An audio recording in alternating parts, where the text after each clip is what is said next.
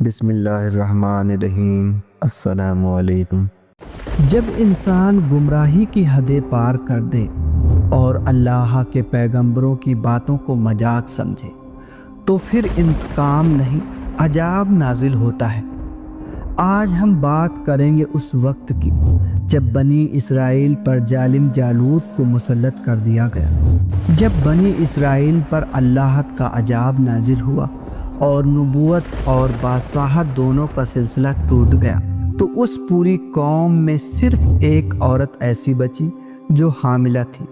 وہ ایک پرہیزگار عورت تھی اور ہر لمحہ اللہ سے یہ دعا کرتی، اے میرے رب، مجھے ایک ایسا بیٹا عطا فرما جو تیرا نبی بنے اور ہماری قوم کی رہنمائی کرے۔ اللہ نے اس بے کس عورت کی دعا قبول فرما لی اور ایک بیٹا عطا کیا جس کا نام رکھا گیا سمویل علیہ السلام۔ کچھ لوگوں نے اسے سمعون یا سیمون بھی کہا ہے۔ جیسے جیسے وہ بڑے ہوئے اس کی سیرت میں نور آیا اور اس کی باتوں میں اثر تھا، اور پھر ایک دن اللہ تعالیٰ نے اسے نبوت عطا کی۔ جب بنی اسرائیل کے اخلاق بگڑ گئے اور عادتیں خراب ہو گئی تھی تو اللہ تعالیٰ نے ان پر ایک جالوت نام کا ایک ظالم بادشاہ مسلط کر دیا۔ جالوت نے ان پر بڑا ظلم کیا اور انہیں اپنا غلام بنا لیا۔ اس وقت حضرت سمویل علیہ السلام بنی اسرائیل کے نبی تھے۔ وہ بہت بوڑھے ہو چکے تھے۔ بنی اسرائیل نے ان سے درخواست کی کہ ہمارے لیے کوئی بادشاہ مقرر کر دیجیے جو ہمیں جالوت سے چھٹکارا دلائے۔ حضرت سمویل علیہ السلام نے اللہ کے حکم سے حضرت طالوت علیہ السلام کو ان کا بادشاہ مقرر کیا۔ بعض لوگوں نے اس پر اعتراض کیا تو حضرت سمویل علیہ السلام نے فرمایا، یا اللہ تعالیٰ کے حکم سے ہے، اور اس کی نشانی یہ ہے کہ تمہارا صندوق تابوت جس میں نبیوں کی میراث تھی اور جسے قوم امولوکا لے کر چلی گئی تھی، اسے فرشتے لا کر دیں گے۔ چنانچہ ایسا ہی ہوا۔ فرشتوں نے وہ صندوق حضرت طالوت علیہ السلام کو پہنچا دی، اور اس طرح حضرت طالوت علیہ السلام کو بنی اسرائیل کا بادشاہ بنا دیا گیا۔ تاریخ میں انہیں بنی اسرائیل کا سب سے پہلا بادشاہ تسلیم کیا گیا۔ جب حضرت طالوت علیہ السلام اپنی فوج بنا کر ظالم بادشاہ جالوت پر حملہ کرنے چلے تو نبی نے انہیں بتلایا، راستے میں ایک نہر پڑے گی، وہاں اللہ تمہاری آزمائش کرے گا۔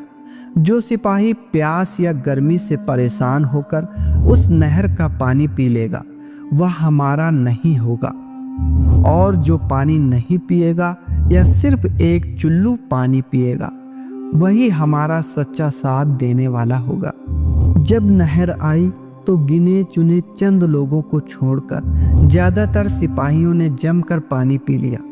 پھر اس کے بعد جب طالوت علیہ السلام اور جو ایمان والے لوگ تھے وہ نہر کے پار ہو گئے تو جو لوگ پانی پی چکے تھے وہ کہنے لگے، آج تو ہمارے اندر جالوت اور اس کی فوج سے لڑنے کی طاقت نہیں بچی۔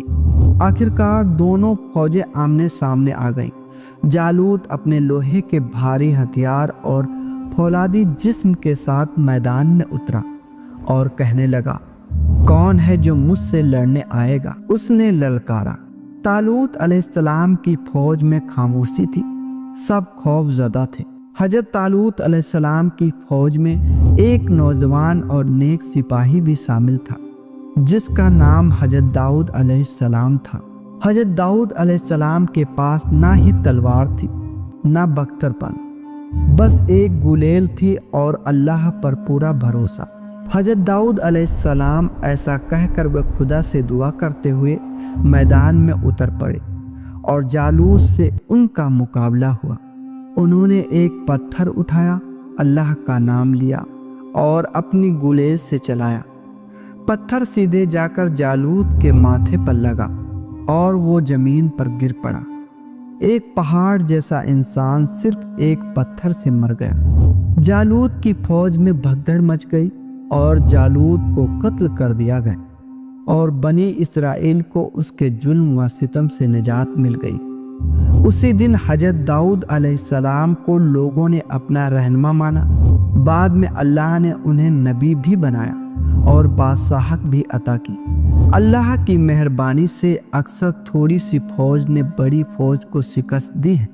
اللہ صبر کرنے والوں کا ساتھی ہوتا ہے۔ اس عظیم کام کی وجہ سے حضرت داؤد علیہ السلام کو بعد میں بادشاہ بنا دیا گیا۔ اللہ نے انہیں حکومت اور حکمت دونوں عطا کی۔ اللہ تعالیٰ امتحان لیتا ہے، کامیابی صبر اور اطاعت میں ہے۔ طاقتور نہیں بلکہ سچا اور ایماندار ہی اللہ کی مدد سے غالب آتا ہے۔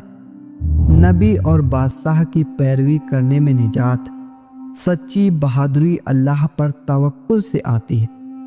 یہ کہانی صرف گزرے وقت کی نہیں بلکہ ہر اس انسان کے لیے جو حق سے منہ موڑتا ہے اور طاقت پر گھمنڈ کرتا ہے۔ حضرت داؤد علیہ السلام نے ثابت کیا کہ کامیابی طاقت میں نہیں، ایمان اور اللہ پر بھروسے میں ہے۔